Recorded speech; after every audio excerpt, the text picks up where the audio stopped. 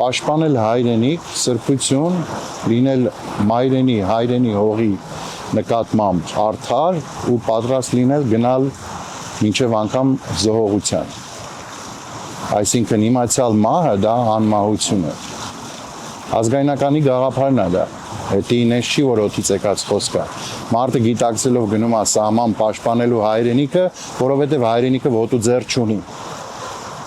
Ինքը չի կարողանալու իրան պաշտպանել։ Իսկ մեզ Աստված է տվել այդ հողը, որի համար որ մենք պետք է պայքարենք, պետք է կանգնենք։ Ազգայնական տղերքին մենակ կհամախմբվեն այն ժամանակ, երբ որ իրոք ազգայնականներ կան։